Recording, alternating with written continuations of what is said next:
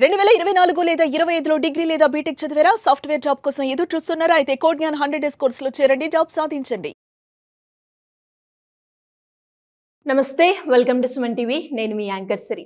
ప్రస్తుతం మనతో పాటు ఉన్నారు హైకోర్టు అడ్వకేట్ అలగిరి రవీంద్రనాథ్ గారు. మెయింటెనెన్స్కి సంబంధించి ఎవరైనా కూడా అంటే భార్య ఎస్పెషల్లీ ఉద్యోగం చేస్తున్న సమయంలో కూడా భర్త దగ్గర నుంచి మెయింటెనెన్స్ తీసుకునే రైట్ ఉంటుందా, లీగల్ పరంగా ఎలా ఉంటుంది, దీని గురించి మనకి క్లియర్గా విశ్లేషణ ఇవ్వడానికి హైకోర్టు అడ్వకేట్ అలగిరి రవీంద్రనాథ్ గారు ఉన్నారు. అడిగి తెలుసుకునే ప్రయత్నం చేద్దాం. నమస్కారం సార్. నమస్తే అండి శ్రీ గారు. సార్, మెయింటెనెన్స్ విషయంలో అంటే ఇప్పుడు భార్య ఉద్యోగం చేస్తూ కూడా తిరిగి మెయింటెనెన్స్ భర్త దగ్గర నుంచి పొందే రైట్ ఉంటుందంటారా? అంటే చాలా వరకు విడాకుల కేసులో కావచ్చు, లేదు అంటే డివిసి కేసెస్లో కూడా భర్త దగ్గర నుంచి భార్య భరణం ఎక్స్పెక్ట్ చేయొచ్చు అంటారా? లీగల్ పరంగా ఎలా ఉంటాయి? దీనికి సంబంధించి నేను మీకు ఎగ్జాంపుల్ చెప్పే ప్రయత్నం చేస్తాను శ్రీ గారు.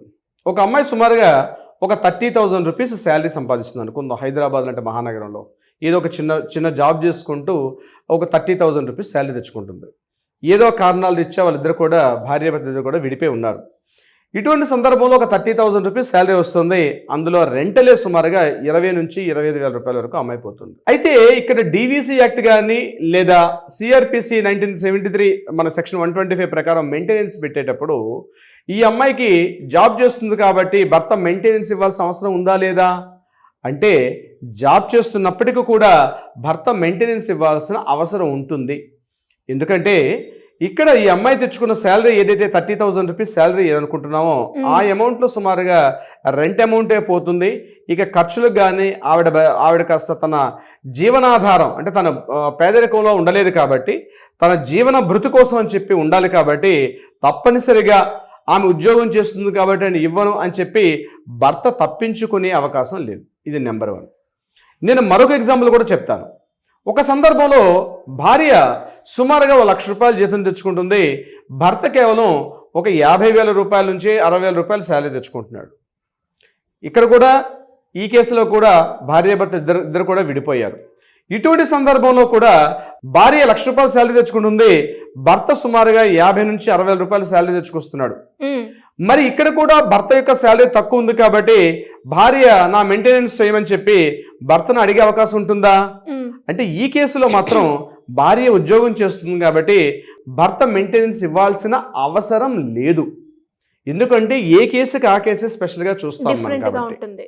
ఇక్కడ సిఆర్పిసి 1973 మనకి సెక్షన్ 125 యాక్ట్ ప్రకారం భార్య యొక్క పోషణ, జీవన భృతి, బ్రతుకు తెరువు కోసం తప్పనిసరిగా పేదరికంలో తన కట్టుకోవడానికి బట్ట ఇవ్వాలి. అదేవిధంగా పోషణాధారంగా ఇవ్వాల్సిన బాధ్యత భర్త పైన ఉంటుంది, ఖచ్చితంగా ఇవ్వాల్సిందే.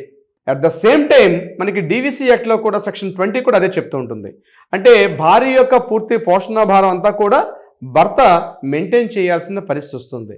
ఇక్కడ వాళ్ళకి కానీ పిల్లలు ఉండే పక్షంలో పిల్లల యొక్క మెయింటెనెన్స్ కూడా అదనంగా ఉంటుంది, భార్య యొక్క మెయింటెనెన్స్ కూడా అదనంగా ఉంటుంది. కేవలం మెయింటెనెన్స్ ఇస్తున్నాను కాబట్టి భార్య మెయింటెనెన్స్ సరిపోయింది కాబట్టి అందులోనే పిల్లల అడ్జస్ట్మెంట్ అవ్వాలంటే పిల్లల యొక్క స్కూల్ ఫీజులు, పిల్లల యొక్క దైనందిన జీవితం, పిల్లలకు కావాల్సిన ఆలనాపాలన, పిల్లలకు కాస్త జీవన మనుగడ ఇవన్నీ ఉంటాయి కాబట్టి వారికి వేరేగా మెయింటెనెన్స్ ఉంటుంది. ఇక్కడ ఉన్నటువంటి భార్య యొక్క మనుగడ కోసం అని చెప్పి మెయింటెనెన్స్ ఉంటుంది. ఈ రెండు కూడా సెపరేట్గా చూస్తాం.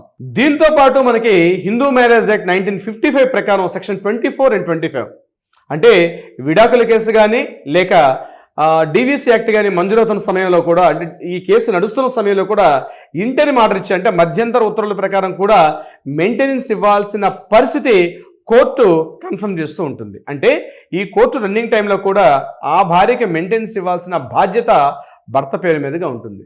ఎందుకంటే ఇక్కడ ఆ కేసులో ఆమె యొక్క జీవనాధారం కూడా ఇంపార్టెంట్ కాబట్టి సెక్షన్ 24 ప్రకారం ఇస్తారు. సెక్షన్ 25 ఏం చెప్తుంది? కంప్లీట్గా అలిమనీ గురించి చెప్తుంది. అంటే కేసు పూర్తి అయిపోయిన తర్వాత పెద్ద మొత్తంలో ఇవ్వడం కోసం చెప్పేది అలిమనీ. సో ఈ రెండు కూడా సెపరేట్గా ఉండే అవకాశం ఉంటుంది. దేనికైతే సెపరేట్గా ఉండే అవకాశం ఉంటుంది కాబట్టి భార్య ఉద్యోగం చేస్తుంది కాబట్టి భర్తని మెయింటెనెన్స్ ఇవ్వాల్సిన అవసరం లేదు అని తప్పించుకునే అవకాశం కొన్ని సందర్భాల్లో ఉంటుంది, కొన్ని సందర్భాల్లో ఉండదు. అక్కడ భార్య చేస్తున్నటువంటి ఉద్యోగం, భార్య చేస్తున్నటువంటి మనుగడ అది కూడా పరిగణలో తీసుకుంటారు. ఉదాహరణకి ఒక కోటీశ్వరుడు ఒక భర్త ఉంటాడు. భార్య ఏదో విడాకులు తీసుకున్న సందర్భంలో, డీవీసీ తీసుకున్న సందర్భంలో నేనేదో 10,000 ఇస్తాను, 10,000 ఇస్తాను, 5,000 రూపాయలు ఇస్తుంటే కుదరదు. ఎందుకంటే ఆ స్థాయిలోనే తన పిల్లలకు కానీ తన యొక్క భార్య యొక్క మనుగడ కూడా ఉంటుంది కాబట్టి అప్పుడు కూడా లక్షల్లో చూస్తారు. సో ఇది కామన్ రూల్ ప్రకారం ఎలాగే ఉండాలి, ఇంతే ఉండాలి అని ఎక్కడ కూడా మనకి స్పెసిఫిక్గా మన చట్టాలు ఎక్కడ కూడా మెన్షన్ చేయలేదు. సో మెయింటెనెన్స్ యాక్ట్ అన్నది భార్య ఉద్యోగం చేస్తున్నప్పటికీ కూడా కొన్ని సందర్భాల్లో భర్త ఇవ్వాల్సినటువంటి పరిస్థితి కూడా వస్తుంది.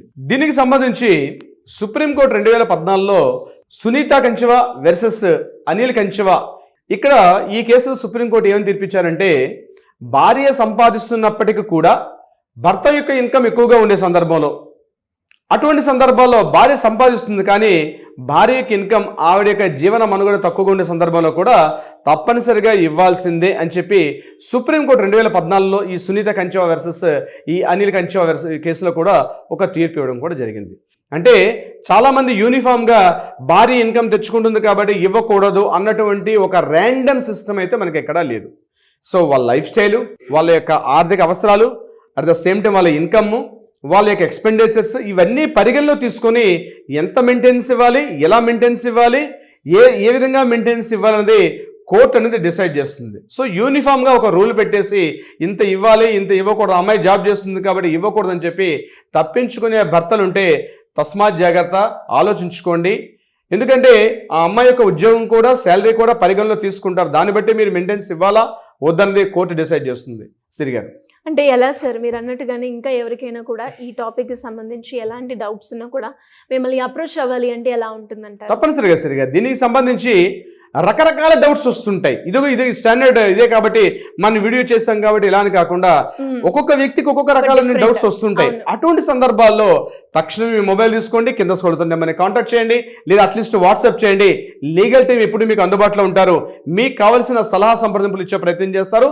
అది కాకుండా ఏదైనా కోర్టులో వివాదాలు ఉంటాయి, వాటికి కూడా పరిష్కారం అయ్యే దిశగా కొంత ప్రయత్నం చేసే అవకాశం ఉంటుంది. సిరిగారు, ఎనీవేస్ గ్రేట్ ఇన్ఫర్మేషన్ సార్. మీరు అన్నట్టుగానే ఒక్కొక్క కేసుకి ఒక్కొక్క రకంగా ఉంటుంది అండ్ వీడియోలో కూడా మీరు ఎగ్జాంపుల్ ఇవ్వడం జరిగింది. సో ఏ కేసుకైనా కూడా సొల్యూషన్ అంటూ దొరకాలి అంటే కింద స్క్రోల్ అవుతున్న నెంబర్కి అప్రోచ్ అవ్వచ్చు. అవునండి. Thank you sir, thank you so much. Thank you so much Shri గారు.